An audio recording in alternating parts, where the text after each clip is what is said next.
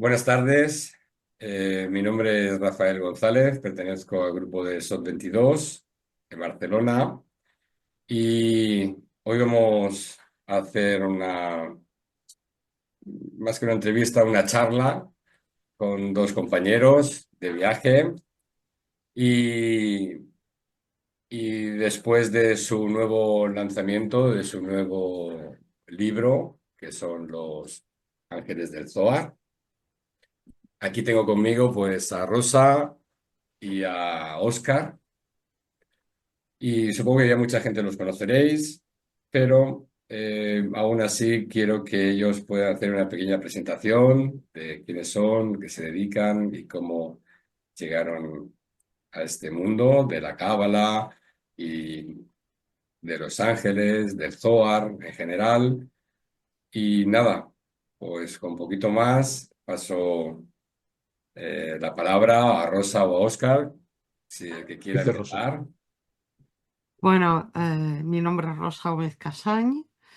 Algunos ya me conoceréis porque escribí El Sendero del Ticún, una guía práctica para encontrar tu propósito con la sabiduría de los 72 nombres de Dios, que ya presentamos con Mario Sabián, van 4 años atrás. Mi formación es filológica. Yo soy doctora en filología hispánica y he sido profesora de la Universidad de Valencia, la de Virginia, la de Maguncia y la de Salzburgo, 16 años. Y en un momento determinado, en 1999, en una crisis personal existencial importante, con un vacío existencial grandísimo, porque no sabía qué había venido a hacer al mundo, creía que me había equivocado con la filología y en realidad había sido solo una maravillosa preparación para lo que estoy haciendo a día de hoy.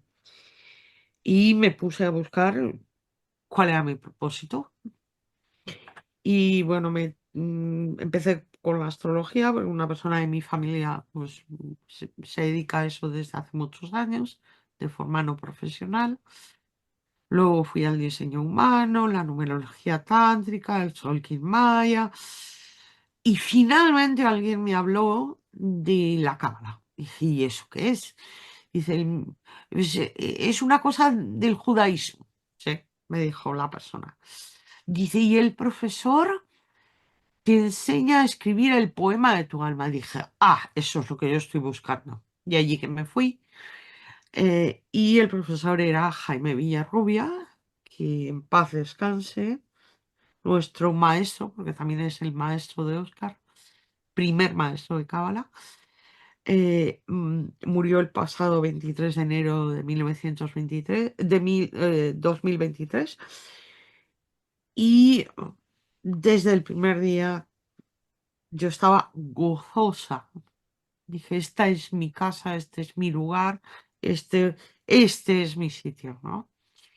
Y muy pronto descubrí, pues, bueno, que ya había venido a hacer cosas de cábala y desde el principio ya me interesó el tema de los nombres de Dios, ángeles de la cábala, y el tema de los ángeles siempre ha estado presente en mi vida desde que yo era niña. Entonces, bueno, pues Los Ángeles el Zohar en realidad para mí es una continuación de mi trabajo dentro de la Cábala con respecto a propósito y ángeles, que es un poco mi línea, ¿no? Mi línea de trabajo. Y bueno, desde entonces estoy metida en la Cábala. Al principio estudiaba mucho más que ahora, estudio menos que entonces.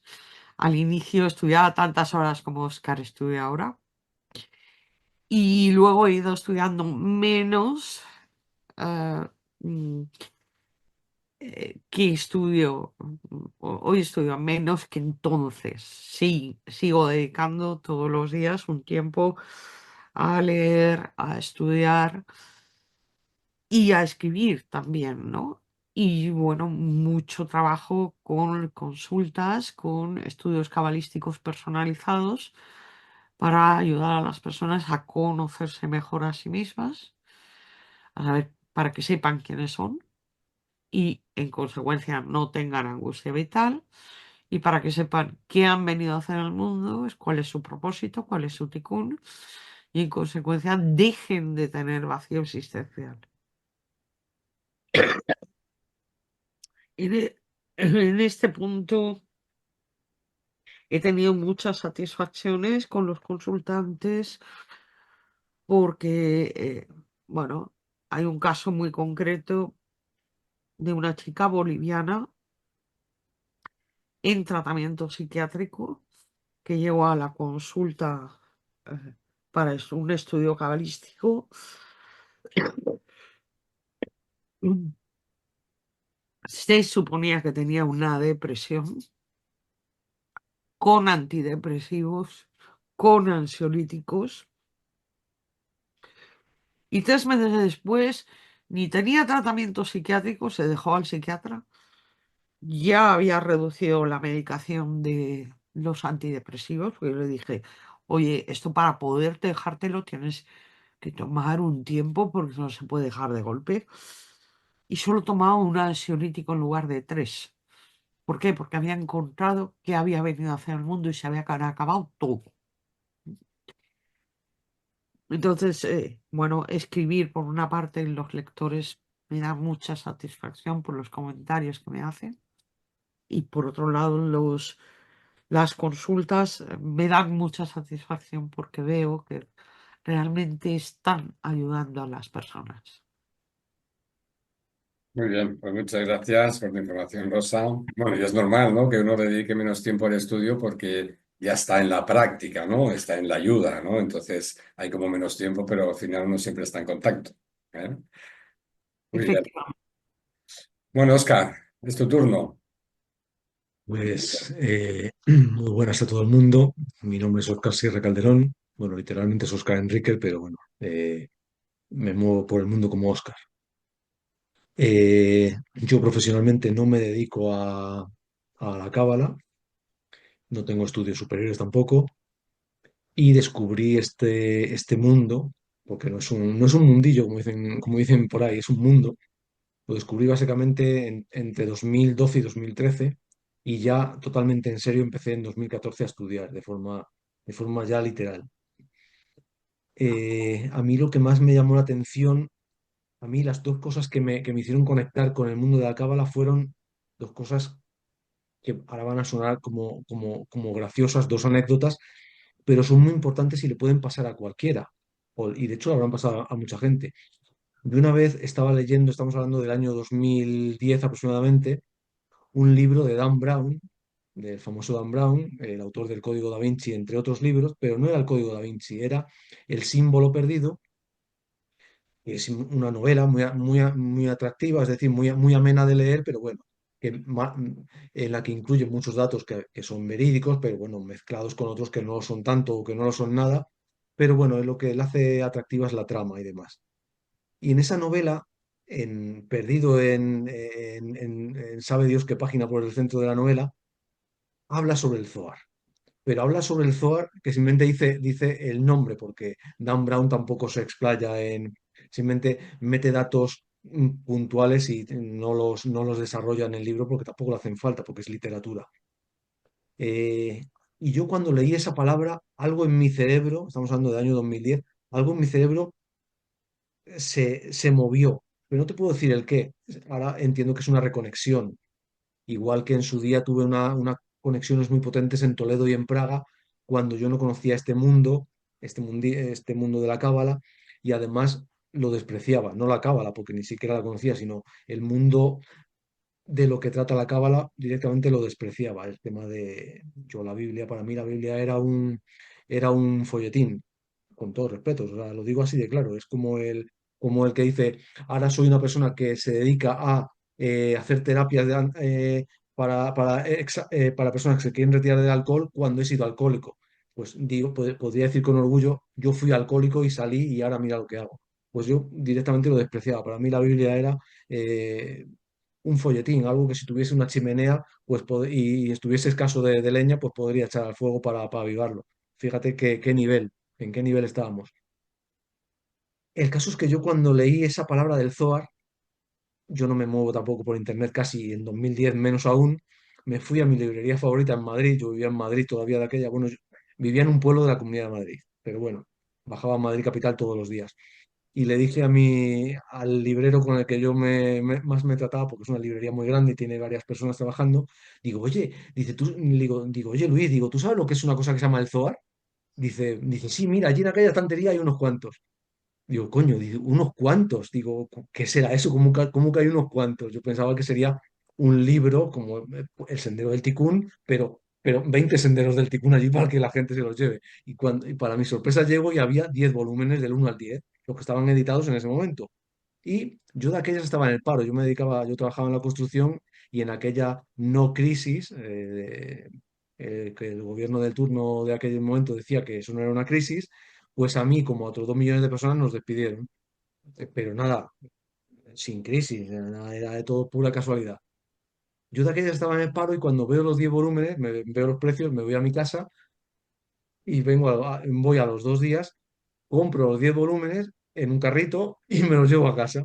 Y la que era mi mujer por aquel momento, cuando me ve aparecer con un volumen, o sea, una pila de libros de este tamaño y ve los precios, me dice que aparte de para qué me gasto el dinero en eso, me pregunta que qué voy a hacer con ellos. Y digo, bueno, pues leerlos, los dejo en la estantería y se quedan ahí cogiendo polvo 3 años, con las reiteradas broncas de ¿para qué te compraste eso? Etcétera, etcétera, etcétera, etcétera. Ahí cogiendo polvo 3 años. Hasta que un día me da por abrir uno.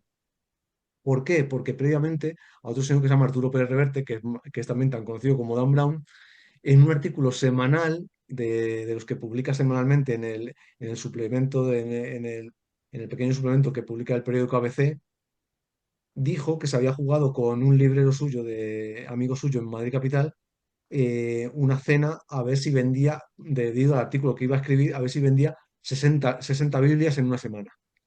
Y como a mí me gustaba ese señor y ponía que la Biblia es un libro que debe leer todo el mundo porque no pierde su actualidad, digo, coño, pues será verdad. Ya si lo dice este señor, a ver si va a llevar, a ver si da tanta gente va a llevar razón. Venga, voy y la compro. Y además la compro en la librería esta para que Arturito ganase la cena. Ya luego ya si la ganó o no, no lo sé. Y ya me da por leer la Biblia también. Y empiezo a abrir el Zohar también. Y ahí ya eso me ha llevado a estudiar aproximadamente 7 horas al día, los 365 días del año, desde 2014. Para mí los domingos es el único día en el que me lo tomo de fiesta y en lugar de levantarme a las 5 de la mañana me levanto a las 6 para estudiar. Es decir, me doy una hora más de margen para poder dormir. Es decir, y así los 365 días del año, aparte de mi hijo, mi pareja, etcétera, etcétera, yo es todos los días 6 7 horas dedico, evidentemente hay días que son a lo mejor de 2 horas, pero hay días de 10 y de 12 y de 14 horas de trabajo. Y así es todos los días, pero no me duele, o sea, es que cuando, como decía Mosé Cordovero, cuando encuentras tu pasión no te duele, o sea, es que lo haces como al que le gusta comer. O sea, si te gusta comer, no lo puedes considerar un trabajo. Si acaso hacer la comida, pero ya comértela no puede ser un trabajo, pues esto es igual. Entonces, desde ese momento estoy dedicándome a estudiar continuamente y el Zohar, pues ya lo tengo, después de 4 lecturas completas a los 29 volúmenes, ya lo tengo totalmente extractado y ya lo iré publicando más adelante o ya veremos cómo lo hacemos y demás, pero es tratado por materias y concretamente el tema de Los Ángeles fue el que le ofrecí a Rosa porque yo sé que a ella le encanta y era el libro perfecto para iniciar esta aventura. Y cuando yo lo pensé y se lo dije y a ella le encantó y se sumó al proyecto en el minuto uno, o sea, no jugó el partido entero en el minuto uno, yo no sabíamos hasta dónde íbamos a llegar. Yo sabía que había mucho material, pero no sabía cuánto íbamos a llegar. Y había tanto material como que vamos a publicar el volumen 2, espero que para febrero de 2025. Así que bueno, esa es mi trayectoria, si te sirve. No, no, y tanto, ¿no? Es muy curioso, ¿no? Como las creencias, ¿no? O cómo todo eso que despreciamos, cómo después vuelve, ¿no? Si tiene que volver o al final llega, ¿no? De alguna manera, ¿no? Ujú. Muchas gracias por vuestra presentación. Y bueno, yo he tenido la posibilidad de estar leyendo el libro. Hay muchísima información. Igualmente se nota mucho el trabajo que hay detrás. O sea que gracias a Rosa y a Oscar por este trabajazo. Y con ganas, ya con ganas del segundo volumen, porque cuando uno empieza a leer este, ya empieza a intuir lo que puede venir en el otro y aún así, pues con muchas ganas de que salga. Y quería preguntar, me da igual quién lo conteste, Óscar o Rosa, ¿no? Al final, ¿qué es un ángel? ¿No? O sea, ¿qué es un ángel? Bueno, es un espíritu divino. Si hacemos una comparación, Dios sería como el sol, ¿sí? Y los ángeles serían como los rayos del sol, ¿sí? Eh, mm, calientan, aportan luz, pero no son propiamente el sol, son una expresión del sol. ¿No? Podríamos decir, basándome en Eckhart Ström, que es el que prologará, el que prologa nuestro segundo volumen, ese que todavía tiene que salir, eh, que un ángel se traduciría como luz de Dios que prodiga vida. ¿M? Se dice, la palabra ángel en realidad se traduce por mensajero. En realidad, la palabra hebrea era malach, y malach significa ángel y mensajero en hebreo, y se traduce al griego, y a partir de ahí es mensajero, evidentemente, en el sentido de mensajero de Dios. Ahora bien, no todos los ángeles son mensajeros. Esto ya lo dice San Agustín, Agustín de Hipona, eh, que dice que los ángeles son espíritus, pero que por ser espíritus no son mensajeros, que el mensajero es su función, pero no es la única función que tienen. Por ejemplo, los ángeles de la astrología, eso ya llegará, estoy en ello. ¿M? Ya, bueno, en algún momento llegará un libro sobre los ángeles de la astrología. No se comunican, no son mensajeros. Su función no es dar mensajes.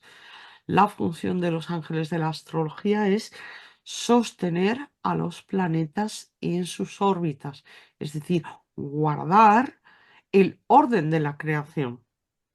Es decir, que no haya caos, ¿m? Que los planetas no vayan a su bola, ¿m?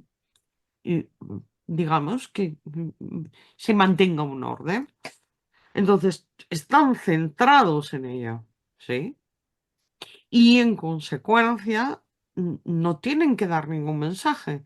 ¿A quién le tendrían que dar mensaje? A nadie. Sin embargo, tenemos muchos ángeles que sí son mensajeros, que están al servicio de los hombres. Es decir, no todos los ángeles están al servicio de los hombres. Porque, por ejemplo, los de la astrología tienen otra función y tienen otro servicio. ¿M? Podríamos decir lo mismo de los ángeles de los lugares, que su función es guardar un lugar. ¿Sí? Cada ciudad tiene un ángel guardián del lugar. Y la función no es dar mensajes. Eh, es lo que en el hinduismo llaman los devas o ángeles de los lugares. Mm, mm, Habrás oído muchas veces que en los bosques hay guardianes, ¿sí? Hay ángeles guardianes de los bosques. Y de hecho, si el ángel guardián no te lo permite, no entrarás o te perderás en el bosque. ¿M? Bueno, esto nos habla de que, entre otras cosas, deberíamos tratarlos con respeto, con el debido respeto. No sé Muy si os bien. quiere añadir algo más. A mí Oscar, me gustaría, a mí mi opinión sobre, a mí, para explicar, si a mí alguien me pregunta lo que has preguntado tú, Rafael, sobre cómo definiría un ángel, para mí es un ente energético. Creo que es la definición más, a mí es la que más me gusta, ente energético. Hoy en día, la ciencia civil me refiero como la ciencia oficial, que está muy separada de lo que es el concepto de religión, aunque para hablar de ángeles no hace falta hablar de religión ni ser religioso, hasta la propia ciencia civil expresamente a través de la rama principalmente de la física cuántica, ya reconoce claramente que hay planos distintos a esta realidad material en la que estamos aquí hablando sentados delante del ordenador, en la que tenemos un coche, en la que pagamos impuestos y demás. Hay planos distintos energéticos, incluso planos que a la población civil no se le dicen. Yo estoy convencido de que la ciencia ha llegado ya a, a niveles que todavía al grueso de la población no llegan. No porque no tengamos capacidad de entenderlos, que muchos a lo mejor no, o no lo quieren, o no los quieren entender, sino porque han llegado a descubrir, yo estoy seguro, han llegado ya a descubrir planos que por el motivo que sea no es recomendable difundir. Aquí habría que hacer un acotado muy importante y es, por ejemplo, que sin ir más lejos del Zohar, sin ir más lejos, que fue sacado a la luz, como mínimo sacado a la luz en Sefarat, en España, a finales del siglo XIII. Luego ya hay la corriente de opinión que dice que fue efectivamente escrito por Simón Bar Yochai a principios del siglo I en una cueva en Israel. Yo sinceramente no lo creo, Rosa tampoco y muchos otros estudiosos tampoco. Por ejemplo, Gerson Solem, ¿m? Por ejemplo, que, entre Moshe otras Idel cosas, tampoco. aduce, y Moshe Idel tampoco, no, aducen, entre otras cosas, que el arameo del Zohar es el arameo del siglo XIII. Y lingüísticamente las lenguas en el tiempo se distinguen muy bien de un siglo para otro. ¿M? Y de todas maneras hay aspectos muy enigmáticos. ¿Por qué? Porque un judío que viviese en Sefarad es difícil que hablase en arameo. Es un punto complicado. Yo sinceramente creo que Moshe de León, que es oficialmente la persona que lo sacó a la luz, aunque realmente habría que atribuirle un papel importante a su mujer. Moshe de León, dentro de poco que se sabe de personas del siglo XIII, era ese típico personaje tan común en el siglo, finales del siglo XIX y sobre todo en el XX, y seguimos en el XXI, de artista a nivel de un talento tremendo, pero de vida muy disoluta. Hasta donde yo he podido, lo poquito que se sabe de Moisés de León, por lo que he leído, era una persona que, digamos que el poco dinero que ganaba lo gastaba con familias que no eran la suya oficial. Y en, y en, y en productos que entran al cuerpo, pero que se dedican más al riñón y al hígado que al estómago. No sé si me estoy explicando. sí, sí. Como tantísimos artistas del siglo XIX y sobre todo del XX. Y su mujer con su hija, que pasaban serias necesidades porque Moshe no era un hombre de su casa, se dedicaron a un amigo, bueno, amigo conocido de Moshe de León, a venderle eso que escribía, eso que tenía su marido, porque deducían que por lo menos mal vendido, evidentemente tampoco podían saber el valor que yo tendría, deducían que por lo menos para llegar a final de mes y poder comer todos los días un platito les llegaba. Y Moshe que hiciese por ahí lo que tuviese que hacer. Y así salió a la luz, realmente salió a la luz porque la mujer vendía, para poder comer, ella y la hija vendía lo que el marido escribía o traía a casa. Yo sinceramente creo que Moisés de León solo no lo escribió. Tuvieron que tocar varias manos y es muy probable que Moisés de León incluso se llevase la fama sin haber escrito la mayor parte del contenido, pero por estos avatares que hay en la vida, bueno, pues arreglos kármicos que el jefe sabrá, el jefe, yo me gusta decir el jefe sabrá, al final lo sacó él, pero sinceramente él solo no lo pudo escribir. Pero es que tampoco lo pudo escribir Simón Bar Yochai, puesto que hay varios pasajes en los que se habla de su muerte y cosas posteriores a su muerte, lo cual evidentemente sería de una imaginación muy desbordante escribir cosas que pasan después de que te mueres, Sí. para las personas que creen que lo escribió él.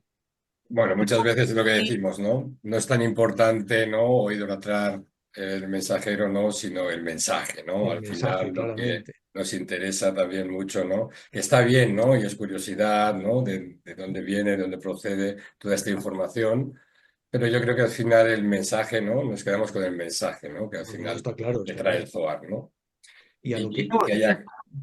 Dime, y dime. luego hay una cosa como muy divertida y es que en el Zohar hay varios pasajes repetidos que además no son iguales. Por ejemplo, el Midrash de las letras hebreas o de la creación está dos veces. Mm. Entonces, como un autor, un solo autor, va a haber escrito dos veces el mismo Midrash y encima además no es igual. ¿No? Entonces, bueno, es posible, quizá, que haya una parte pequeña del Zohar que realmente pudiera haber sido escrita en el siglo primero y adaptada luego en el siglo XIII y muy ampliada, evidentemente. Pero todo el Zohar, desde luego, no es de Simón Bar Yochai. Eso está muy, muy, muy claro. Ha quedado claro vuestra posición. y Dime, dime, Oscar. me gustaría añadir a lo que estaba diciendo de que, por ejemplo, la física cuántica, estoy seguro de que tiene descubiertos ya planos, aunque no lo digan, el Zohar mismo habla de planos muy distintos. Fíjate de qué tiempo, y tampoco los conocía el público general. Es decir, el Zohar no fue escrito para el público en general. De hecho, hoy en día, si no es por ejemplo, la edición española de la editorial Obelisco, maravillosa, si no es por la explicación que los traductores de Proyecto Amor añaden al texto, el texto es muy difícil de seguir. Lo único que tenemos que tener claro es de que la o las personas que lo escribieron tenían un nivel de acceso al conocimiento o canalización. Yo creo que son las dos cosas, es decir, tanto canalización como conocimiento ancestral transmitido de boca en boca de forma muy secreta y elitista, porque hay datos que si no, o sea, se ven muchísimos datos en el Zohar en general y sobre todo en este libro concretamente, lo que hemos sacado exclusivamente de extractado como angelología, que son imposibles que una persona se los invente. Ujú, Literalmente es imposible que se los invente. Entonces, vienen como mínimo desde la época de Moshe, en el Sinaí, vienen transmitidos insisto, por sabios muy elitistas, son grupos muy reducidos, y el propio Zohar se encarga de decir que la enseñanza no salga de ahí, etcétera, etcétera, etcétera. Y llegaron aquí, y hasta que han sido sacados a la luz, básicamente ya de forma más amplia en los últimos años, han seguido siendo, eh, han seguido estando en manos de muy pocas personas el acceso a este conocimiento. Sí, y es lo que decimos, ¿no? Han tenido que pasar pues estos 700 800 años, ¿no? Para que ahora coja otra forma en la cual pueda llegar a más gente, ¿no? Quizás, o pueda llegar pues a través de gente como vosotros, ¿no? Estudiosos del Zohar y que habéis podido coger esta parte novedosa, ¿no? De coger la parte angelical y transmitirla, ¿no? Pues yo creo que, bueno, es ahora cuando tenía que llegar, ¿no? Quizás en este formato, porque quizás ya la gente está preparada, ¿no? Entiendo que, Oscar, cuando decías que hay muchas cosas que están descubiertas, pero aún no son, eh, quizás no porque se quieran esconder, sino porque a lo mejor tampoco se entienden, ¿no? Después a la hora de... Y para que no haya confusiones, muchas veces no es simplemente un hecho de quererlo esconder, sino de que no hay vasijas receptoras que lo puedan asimilar, ¿no? Esta información, ¿no? exacto. Bueno, Oscar comentaba que son entes energéticos. Si tú tienes clarividencia, es decir, la capacidad de ver otros planos de la realidad, al ángel, desde luego, no se le ve como las figuritas esas que venden en las tiendas, ¿eh? Para nada. Es decir, en la portada de Los Ángeles en el Zohar hemos tratado de reflejar de la manera mejor posible, digamos, ese aspecto energético que los ángeles tienen.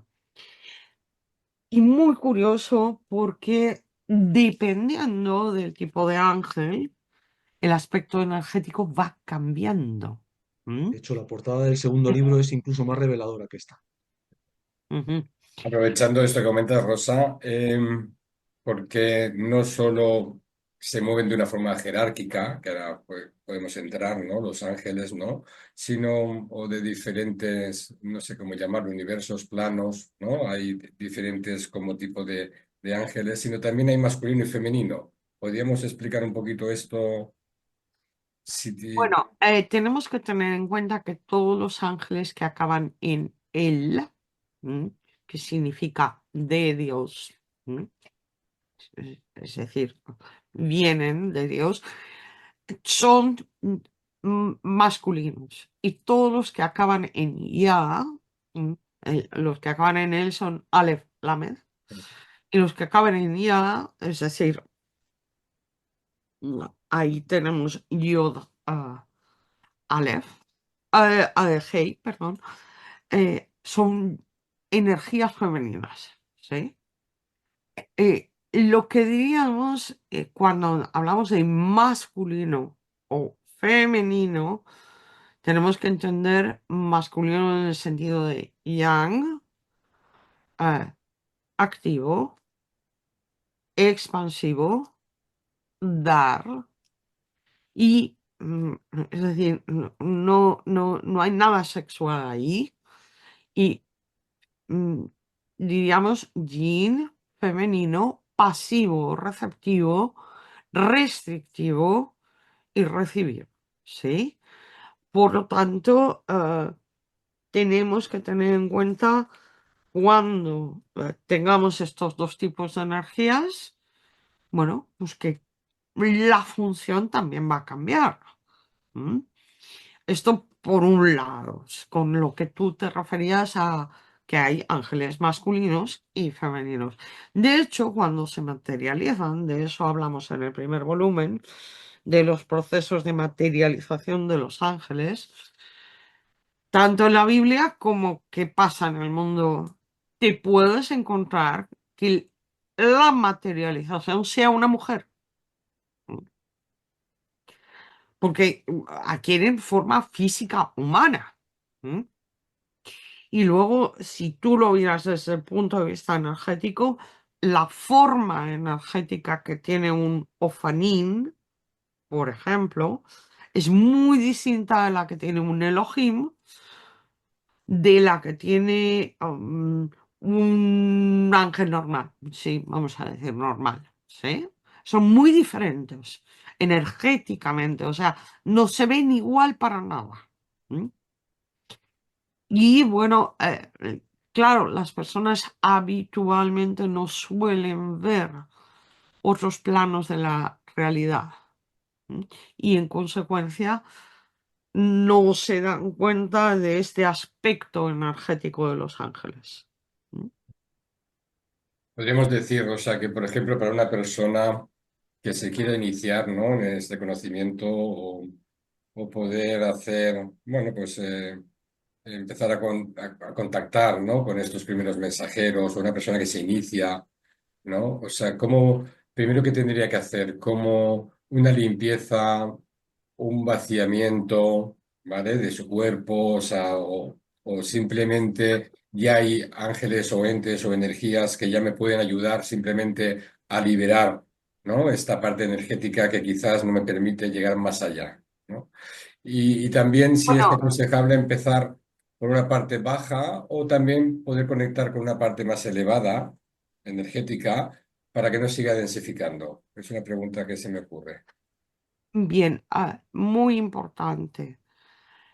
A los ángeles hay que pedirles expresamente ayuda. ¿M? raramente intervienen, salvo que vean que es muy evidente que necesitas la ayuda, raramente intervienen. Si tú no les pides ayuda. No necesariamente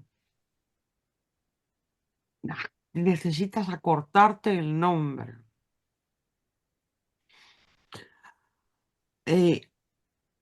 Yo siempre pongo el ejemplo. Oscar te confirmará. Yo siempre pido al ángel del aparcamiento que cuando Oscar venga a casa, porque luego vamos a ir a dar clase, que él encuentre aparcamiento de forma rápida. ¿Mm? Le digo, Oscar va a llegar a tal hora y en el barrio en el que vivo el aparcamiento no está fácil, que encuentre aparcamiento de forma rápida, fácil. Y te puede decir que vamos, no le cuesta nada. Y aquí te puedes pasar 20 minutos. Cuando yo voy a coger un taxi, siempre, cuando voy camino de coger el taxi a una gran avenida que hay cerca de mi casa, siempre voy diciendo, Ángel del taxi, prepárame el taxi. Oye, rara vez no tengo el taxi ya mismo. Es decir, les podemos pedir ayuda para todo y nos podemos ayudar de ellos para todo. ¿Cómo se llama el ángel del taxi? No tengo ni idea. O el del aparcamiento, no tengo ni idea. Voy a cocinar, pues pido ayuda. ¿Mm? Es decir, tenemos que pedir esa ayuda. Y lo podemos hacer desde lo más pequeño, porque todo lo que se hace de corazón lleva la bendición del Padre en su interior, con lo cual vamos a tener ayuda siempre, hasta lo más importante o más grande. ¿Mm? Las personas tienden a creer, ¿sí?, que hay que pedirle ayuda a los ángeles muy superiores. ¿Mm? Es verdad que no es lo mismo el ángel de la muerte, aunque hay varios ángeles de la muerte.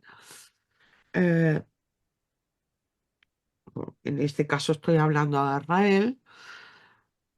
No es lo mismo pedirle ayuda a Israel que, bueno, mejor le voy a pedir ayuda a, venga, Camael o Chamuel o como le quieras llamar, porque cada uno le llama de una manera.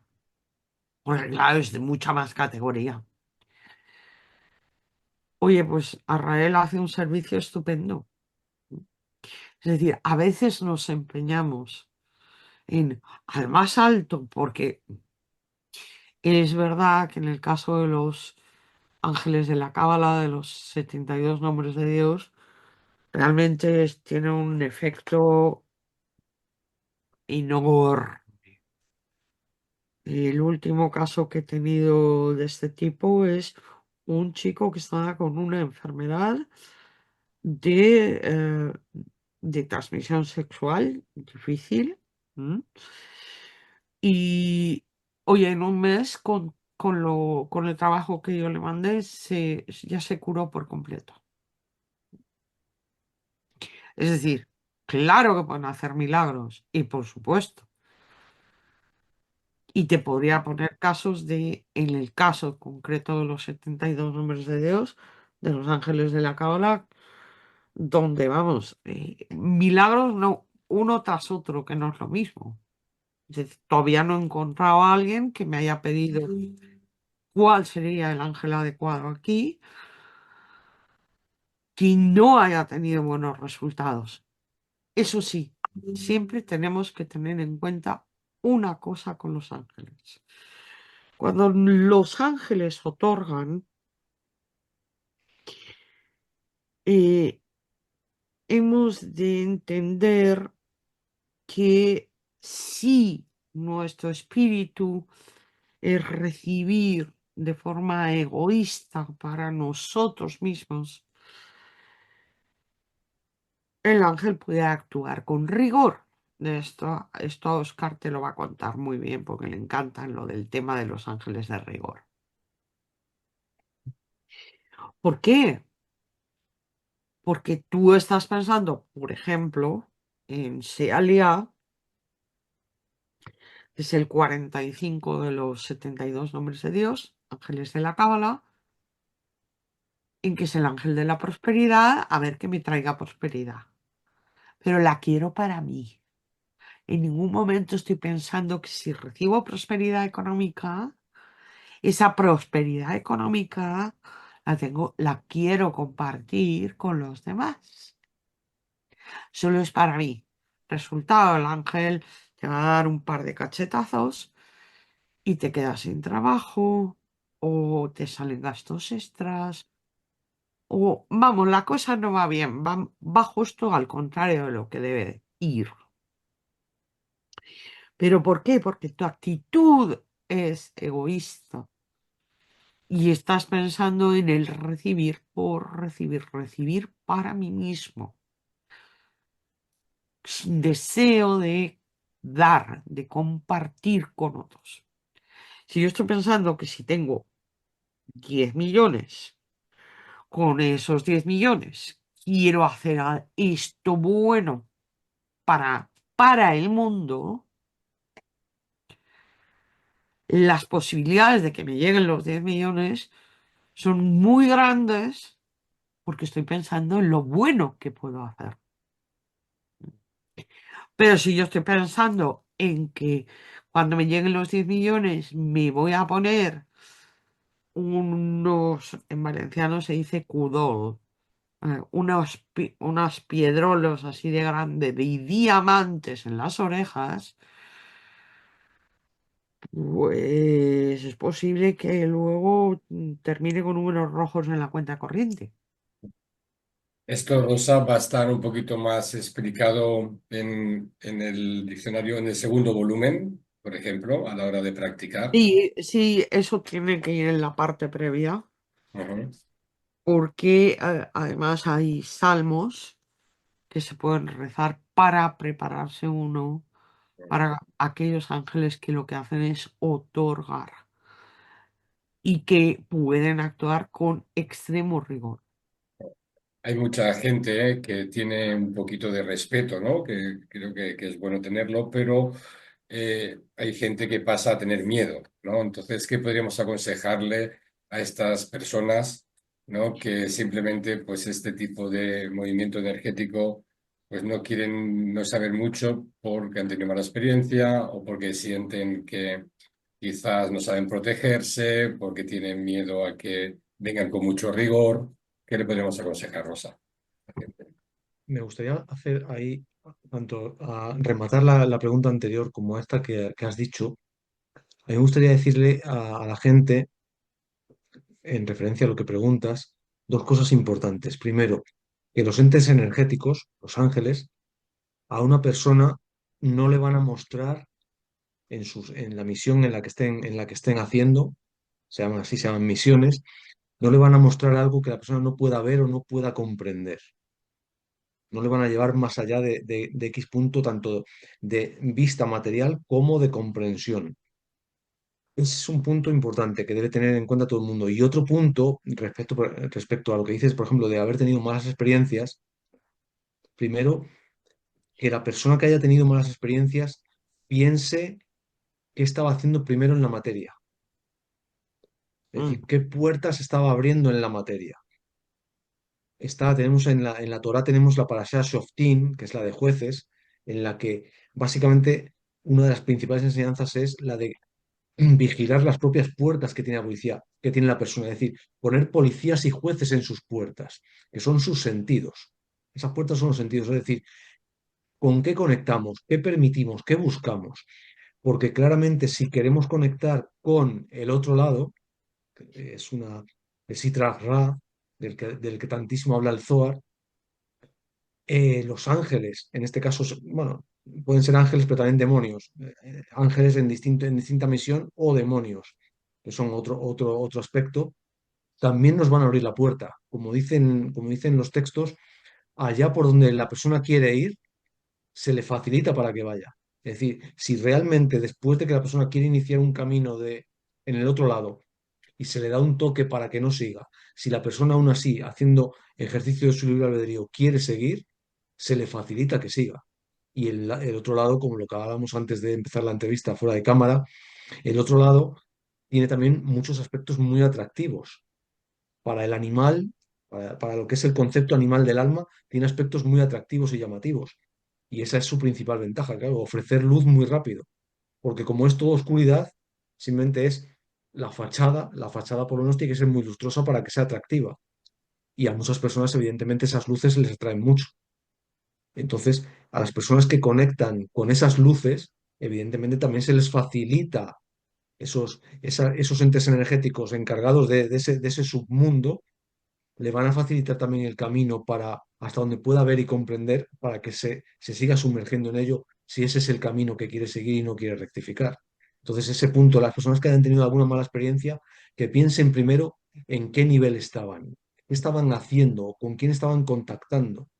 A lo mejor estaban contactando con personas que están principalmente viviendo o trabajando en el bajo astral y eso es muy contaminante. Entonces, no le estás echando la culpa a un ángel, le estás echando la culpa a un ángel, un ente energético, a lo mejor por ignorancia, porque realmente tenías tus puertas abiertas hacia ese bajo astral, hacia ese otro lado. Y a partir de ahí han entrado en ti fuerzas que no sabes dominar y que cuando tomas conciencia te están haciendo realmente daño. Mm. Fíjate, mira, ayer mismo una persona me consultaba a propósito de invocar o trabajar con Jauya, que siempre se puede utilizar para conectar con las almas de los que ya partieron. ¿Mm? Y entonces yo pregunté ¿y para qué lo quiere? ¿Mm? Porque, bueno, hay que tener muy claro que no hay que perturbar la paz de los muertos. ¿Mm? Están donde tienen que estar. Pero ¿para qué quieres conectar? ¿Mm? Y a veces quiero conectar por curiosidad. ¿Mm? No es precisamente una muy buena idea. ¿Mm? Luego en otro momento, mm, recuerdo que dando un curso de los 72 nombres de Dios hace ya bastantes años, pues en clase en ese momento estaba poniendo ejemplos de los sellos de los demonios, que los demonios también tienen sus sellos, no solo los ángeles de la Cábala o nombres de Dios. Y una alumna, sí, yo la conocía de antes. Dice, ay, ¿por qué no nos enseñas a invocar a los demonios? Yo quedé pasmadísima. Vamos, a partir de ese curso ya a los alumnos nunca más vieron los sellos de los demonios, porque dije, bueno, es que ni siquiera voy a permitirme abrir la puerta a este tipo de información, porque claro, luego me salen los alumnos insensatos con ese tipo de cosas. ¿Mm? Y te puedo seguir poniendo ejemplos, un montón de ejemplos de este tipo, donde la persona, con perdón, discúlpame, pero cero sentido común y cero sentido común espiritual. Entonces, luego, pues te pasa lo que pasa. Bueno, pues un día la hija de un amigo y bueno, adolescentes, 17, 18, 19 años, se les ocurre la feliz idea de invocar las energías de los planetas. Bueno, llegamos allí a casa de mi amigo y según llegamos dijimos, ostras, ¿qué ha pasado aquí? Aquí ha pasado algo. Entonces preguntamos. ¿Mm? No, bueno, los amigos han ido, no se encontraban bien. ¿Mm? Bueno, si a ti se te ocurre ir moviendo energías que no sabes cuál puede ser el resultado, ya te apañarás con los resultados. O si tu actitud es la que es, bueno, tú sé consecuente. Y luego no digas que es que he tenido muy mala suerte. No, no. Un poco más de sentido común.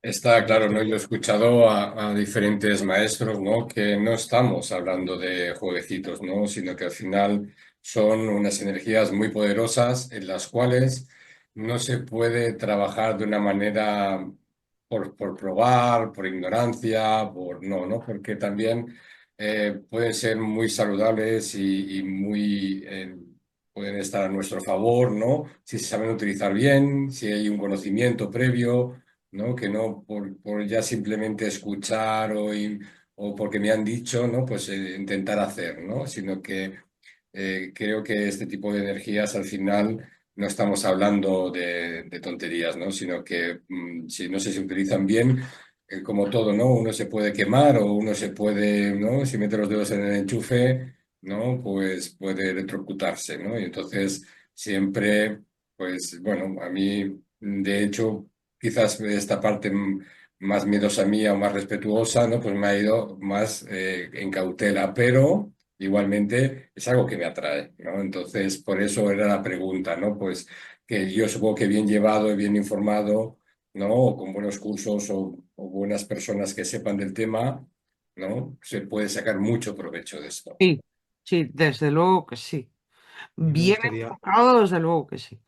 me gustaría añadir a la pregunta que has hecho, Rafael, en el propio Tanaj, en el primer libro de Samuel, tenemos el claro ejemplo de cuando el rey Saúl, el primer rey de Israel, a la muerte del profeta Samuel, poco después de su muerte, va a consultar con una medium para intentar invocar a Samuel y él tener algún tipo de contacto y preguntarle algo, y las consecuencias que le trae acceder a ese tipo de energía sin estar preparado para ella.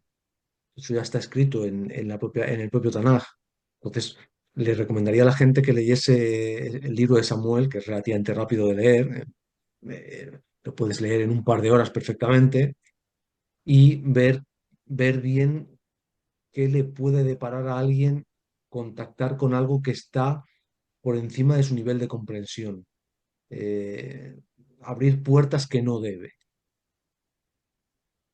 En esta segunda parte, bueno, yo en este primer volumen, ¿no? Ya he visto, ¿no? He sido como más consciente, ¿no? Hay una parte en la que hablas o habláis de los Gitsonim, no sé si lo pronuncio bien, ¿no? Que es este grupo, Hitsonin. Gitsonim, ¿no?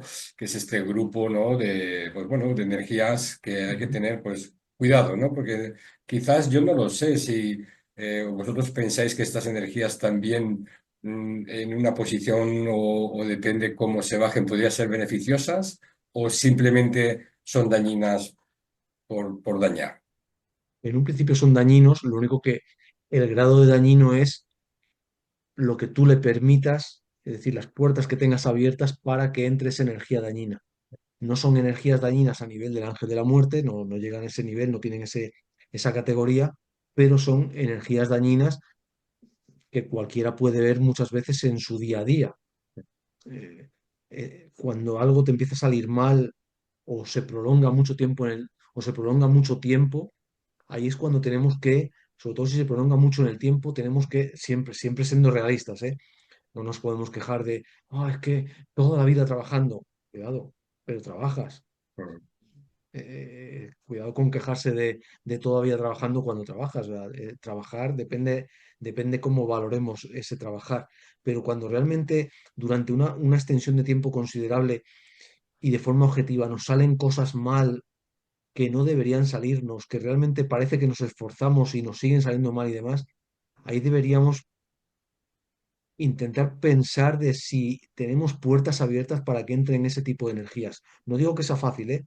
Pero es claramente la pista que nos tiene que dar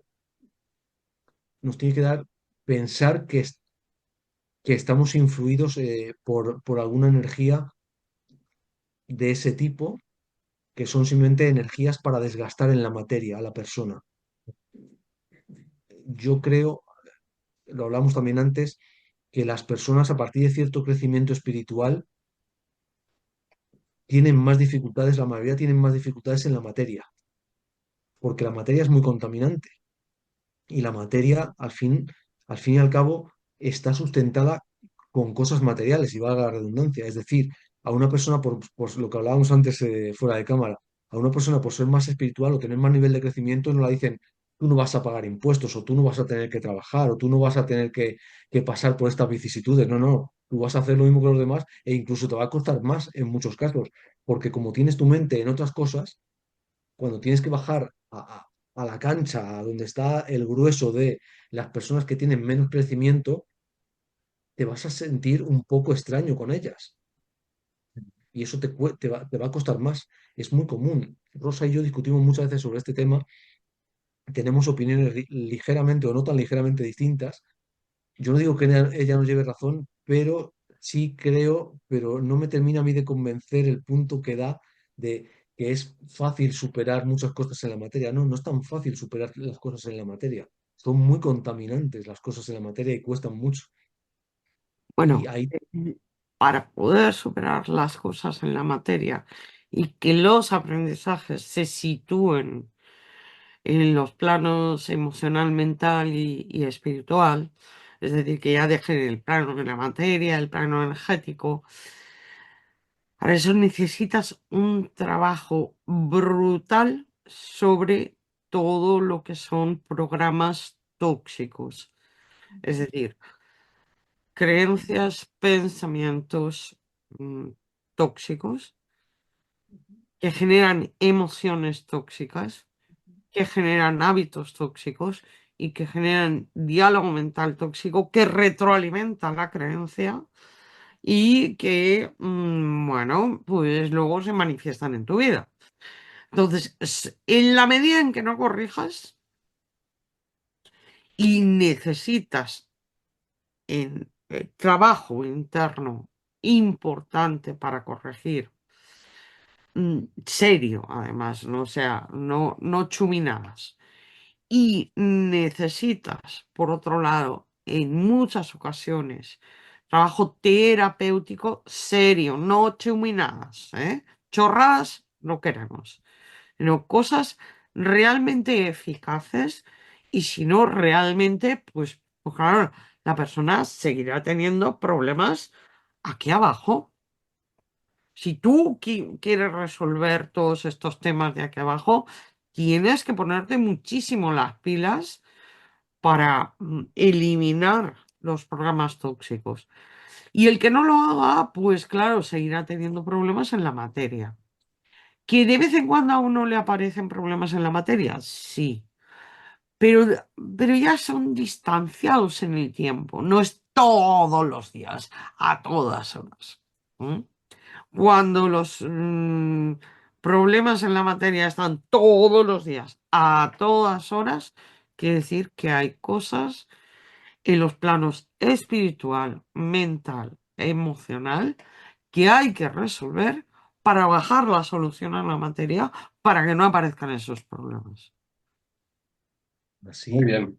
Sí, yo digo, pienso que hay que ser, insisto, hay que ser muy, muy realista en juzgar los problemas que tenemos, porque como por ejemplo muy bien dijo Mario Sabán en su día, estamos hablando de finales del 20 o principios del 21, todavía con muchos problemas de movilidad en la materia, por el rodaje de la película, cuando se inició el rodaje de la película esta.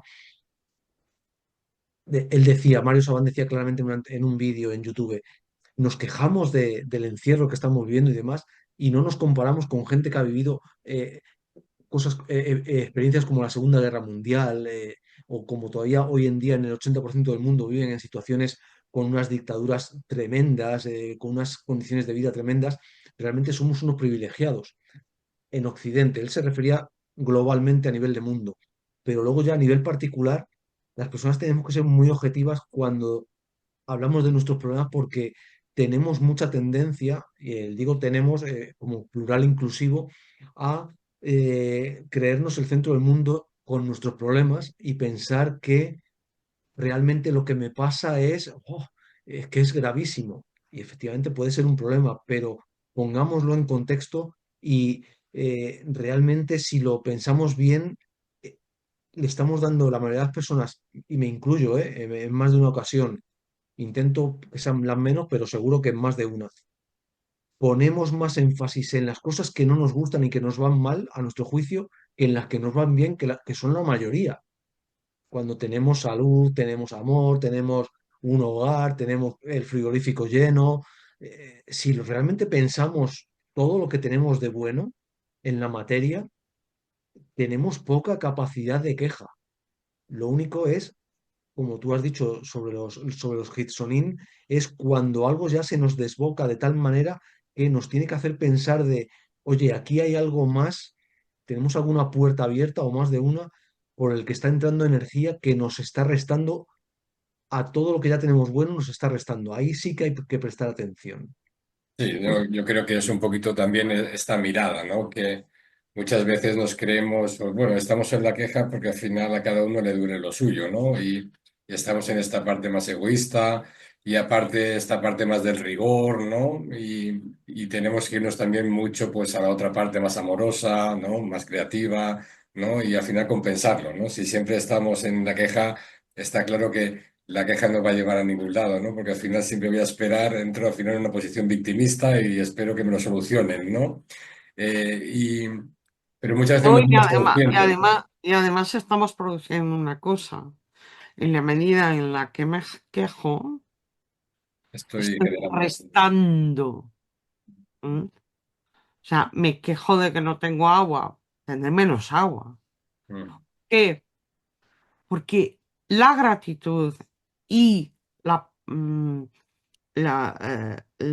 el bendecir lo que tienes, hay un angelito por ahí, Judiel, que multiplica por dos tus agradecimientos y bendiciones.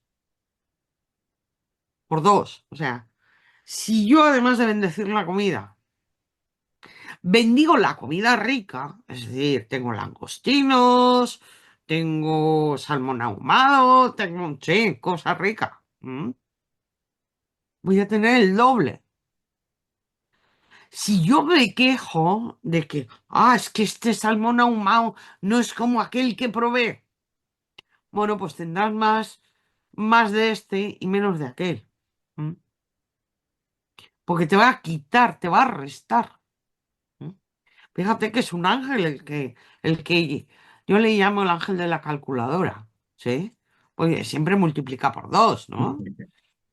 Y te va a restar. Es decir, la queja es contraria a la prosperidad. Entonces, si tienes 1000 cosas que agradecer, 1000, aire, agua, me puedo duchar a cualquier hora y con 5 aromas diferentes, Y agua caliente. agua caliente, me puedo vestir, tengo refugio, tengo casa, ¿sí? Una cama en la que dormir, no tengo que dormir en el suelo. Y podemos empezar y hacemos un repaso y no hay motivo de quejas. Es más, cuando hay algo desagradable, lo que hay que ver es qué aprendizaje hay detrás de aquello. Esto no me ha pasado nunca hasta ahora. Es nuevo. ¿Qué hay que aprender de esa situación? Es decir, es una oportunidad, no es un horror. Bueno, a veces es un horror. El otro día yo le comentaba a Oscar, es un horror que estaba viviendo. ¿M? Y bueno, un desastre que estaba viviendo, que fue bastante desagradable y bastante estresante. pero yo tenía que aprender de esta situación. Y yo vi muy claro qué cosas tenía que aprender ahí, ¿eh? Pero lo vi como una oportunidad, aunque fue bastante desagradable. ¿Mm? De Es hecho, lo que una de las decíamos, ¿no? cosas, También hay como esta parte que muchas veces supongo que este tipo de energías no solo bajan de una forma agradable, sino que a veces pueden ser incómodas, pero que en el fondo están a nuestro favor, ¿no? Incluso, ¿no? Supongo. Sí, porque mira, es nuevo, sea agradable o desagradable. Mira, es una oportunidad magnífica de aprendizaje. ¿Quién me quiere traer la vida de nuevo para aprender? fíjate, O sea, Rafael, que esto no me ha pasado nunca, es una oportunidad magnífica. la propia Torá y luego el resto de la Cábala claramente nos dicen que una de las cosas que están en manos del libre albedrío de la persona, que son unas cuantas, pero quizás una de las principales es mirar el mundo con bendición o con maldición, el mundo y cada cosa que tenemos y que nos pasa. Y es dramático, es decir, si focalizamos las cosas en las maldiciones a lo que llamamos maldición, es decir, a lo que no nos gusta, en lugar de las bendiciones a lo que nos gusta, o el no preguntarnos el para qué, sino el por qué, ahí estamos restándonos energía continuamente. Insisto, que a mí también me pasa, ¿eh? No digo que sea fácil, pero claramente es el camino. O sea, no es fácil, pero es el camino. Es ver el mundo con bendición o con maldición. Ya te lo Mm, dice la propia Torah. Está en el libro, en el de Barín, el de Deuteronomio, lo tienes escrito, se puede leer y ya te está diciendo, el jefe te está diciendo que en tu mano está el camino del bien y el camino del mal. ujú. Totalmente de acuerdo.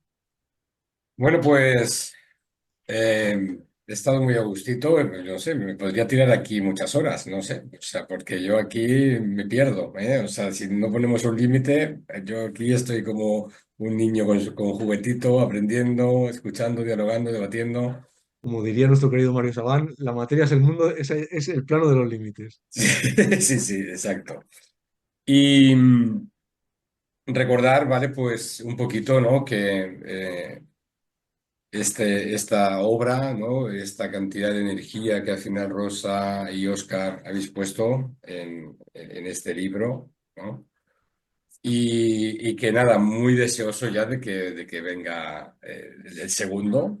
Ya ¿Eh? queda poco. Sí, El segundo va a tener una parte práctica esto es. importante de aplicación, pero hay que entender que el primer volumen permite a las personas conocer bastante bien cómo se mueven las energías angélicas, Sí. lo que es un paso previo e importante para luego hacer la práctica.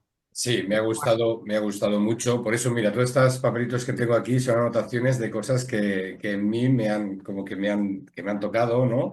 Y sobre todo esto, ¿no? Había una parte, por ejemplo, hablando, si me permitís un poco de mi caso, pues esto, ¿no? De a la hora de estos ángeles que vienen a través del sueño, ¿no? La importancia después de contarlo o no, ¿vale? De pequeños detalles que vienen muy bien explicados, de la importancia también de cuidar la alimentación y el sexo, ¿no? O sea, pequeñas cositas que me van a ayudar mucho después a la hora de llevarlo a práctica, ¿no? O sea, que tienes razón que en este, aunque pueda parecer complejo, hay vuestras explicaciones que lo simplifica todo bastante bien, ¿vale? Y es muy entendible. Y está claro, ¿no? Que siempre antes del 2 pues hay un uno, ¿no? Pues que este uno es muy importante.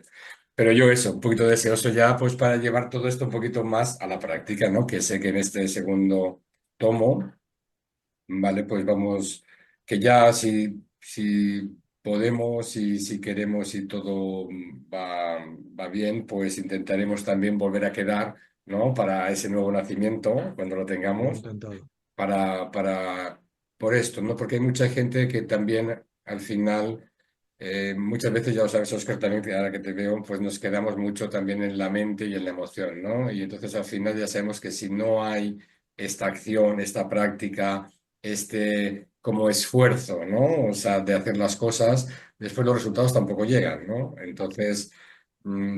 Creo que esta parte práctica es muy importante también, ¿no? Para entender mejor todo lo que estamos hablando hoy, ¿no? Por eso era este deseo de que llegue ya, ¿no? Ese volumen cuando llegue para poder, no sé, Rosa, cómo lo tienes, cómo está diseñado. ¿Me puedes dar alguna pista o un poco de spoiler si al final también es como... Bueno, por supuesto vais a tener unas instrucciones previas, también instrucciones de cómo hacer velas Ujú, para sacar, digamos, ese potencial y que se exprese hacia afuera en la materia, porque los ángeles no te otorgan nada, los ángeles lo único que es que te ayudan a activar el potencial que tú tienes, a ponerlo en activo. Y vamos a tener en forma de diccionario los ángeles. Por supuesto, luego después hay un orden por ahí que va a decir, para el reuma, mm, bien, página tal. Eh, Es decir, mm, índices. Una cosa muy bonita que hay es los siete palacios, tanto de luz como de oscuridad, están muy bien explicados allí, por ejemplo.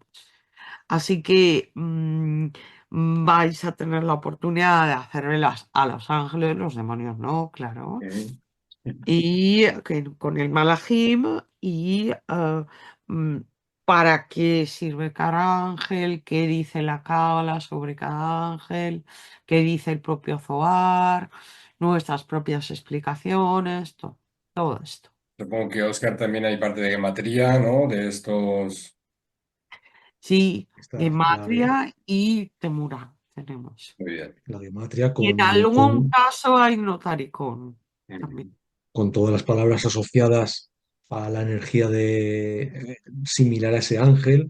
Y luego también, como ya dijimos en la entrevista con Mario, en la presentación con Mario, se incluirán estadísticas, vamos a llamarlo estadísticas, totalmente desconocidas, como bien dijo Mario, que eso no, si lo ha hecho alguien en la vida, que probablemente no, no está publicado, a nivel de cuáles son las letras dentro del alefato que están presentes en todos los ángeles, cuáles son las que más, las que menos, cómo se traspasan a los senderos del árbol de la vida, la media, la moda, la mediana de cada estadística de esas aplicada al árbol y ver tanto los ángeles de energía masculina como de femenina, como los que no terminan ni en él ni en ya, IA, que son también unos cuantos, ver qué senderos predominan en el árbol con cada tipo de energía y por tanto ver qué nos está a nivel arquetípico comunicando o trabajando un ángel cuando hace una misión aplicado al árbol y con eso la gente aprenderá mucho más aún.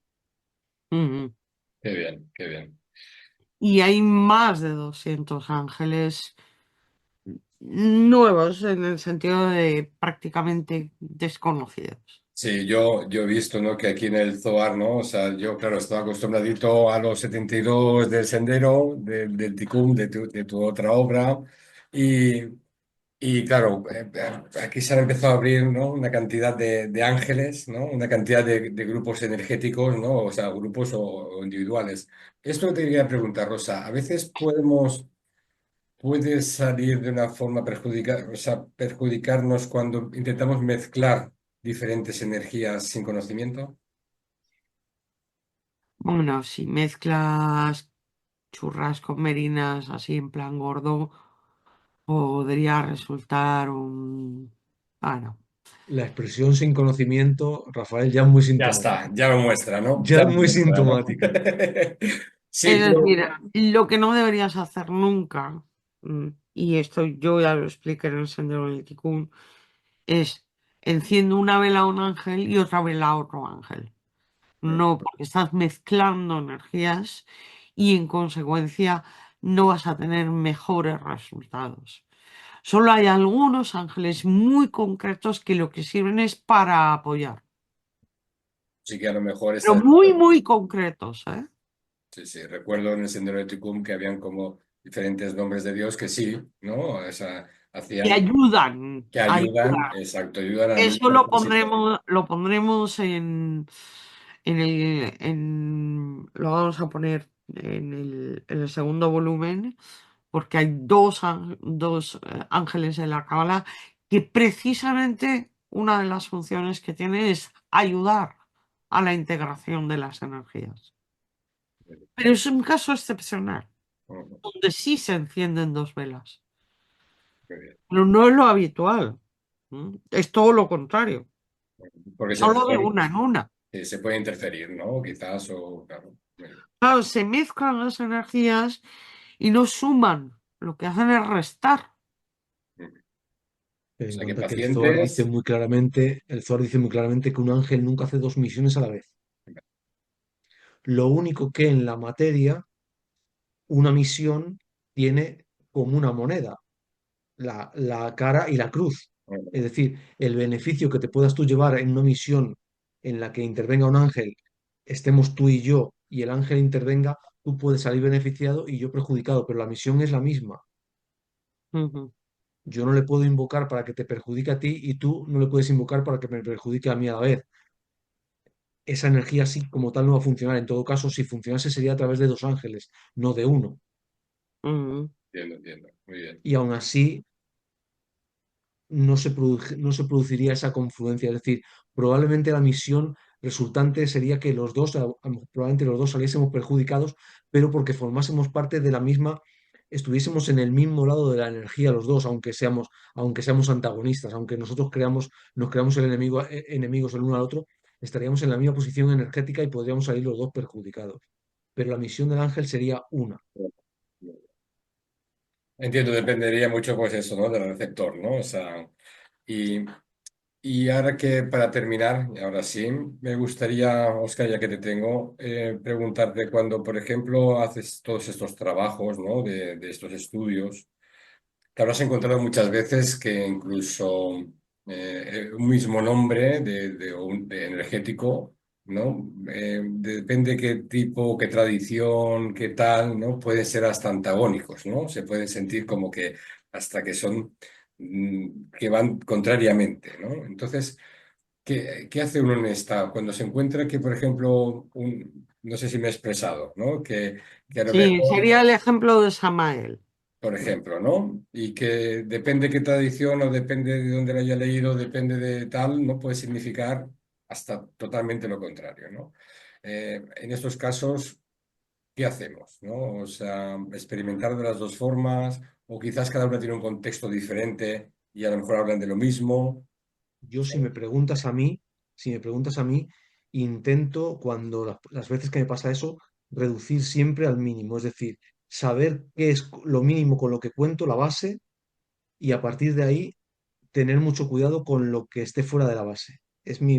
No digo que sea correcto, digo que es como yo trabajo. Para mí, todo lo que no esté en el Tanaj y en el Zohar o en el Talmud, en su defecto, o en libros antiguos, me da que dudar. ¿Por qué? Porque esto mismo, mal entendido, podría ser tirar una piedra contra mi propio tejado, porque alguien podría decir, entonces, ¿por qué me tengo que fiar de un libro que habéis escrito ahora? Porque no es un libro sacado de nuestra invención, es un estudio. Esto es como si fuese un ensayo de una obra ya existente, no es fruto de nuestra invención. Es decir, yo, esto lo hablo muchas veces con Rosa, tengo mucho cuidado, igual que dijimos antes fuera de cámara, que este libro, esta obra en su día no fue sacada para el lector del siglo XXI. Por ejemplo, en el vídeo con Mario dijimos claramente, me gusta poner a mí el ejemplo, tenemos, por ejemplo, el acueducto de Segovia, por poner un simple ejemplo, ¿eh? El acueducto de Segovia no fue construido para que hoy en día nos hagamos selfies y lo pongamos en Instagram, no, no. Fue construido para llevar agua a las tropas acantonadas en la parte alta de la ciudad para, si tenían que aplastar al pueblo dentro de la expansión del imperio, aplastarlo y si no, simplemente tenerlo bajo control, pero ellos tener agua.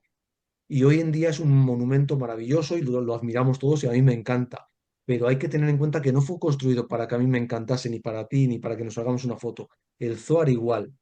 Entonces, yo los libros modernos me gustan muchísimos y hay autores que me encantan, pero siempre los tomo con mucho cuidado porque hoy en día, bueno, pues hoy en día lo vemos, por ejemplo, con la electrónica, todo lo que sea tecnología. Todo lo que se fabrica está desfasado prácticamente desde que sale a la tienda.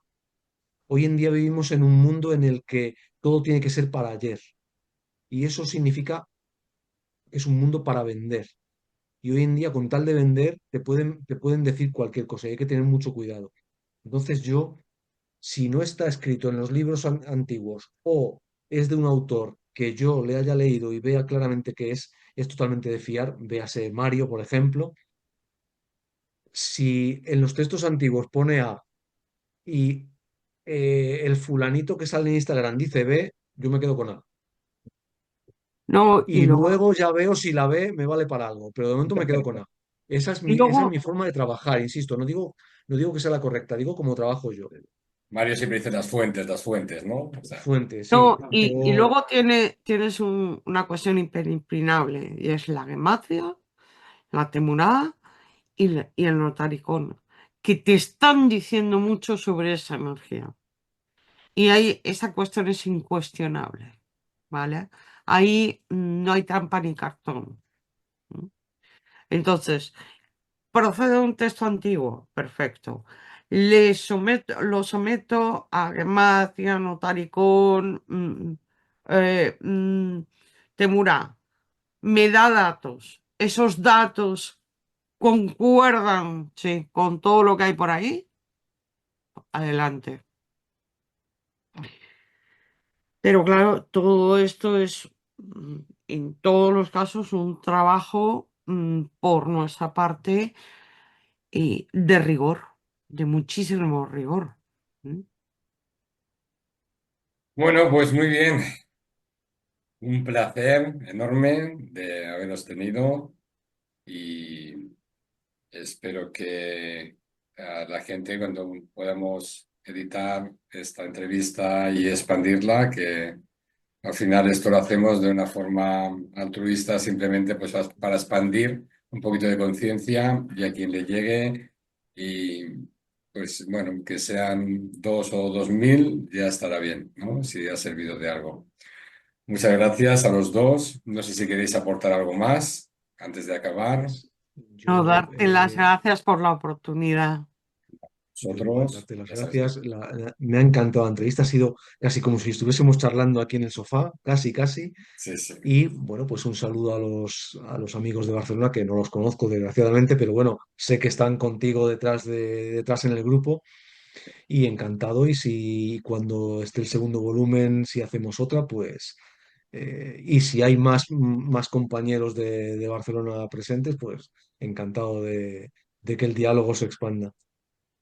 Pues muy bien, un abrazo muy fuerte. Muchas gracias a los dos y hasta la próxima.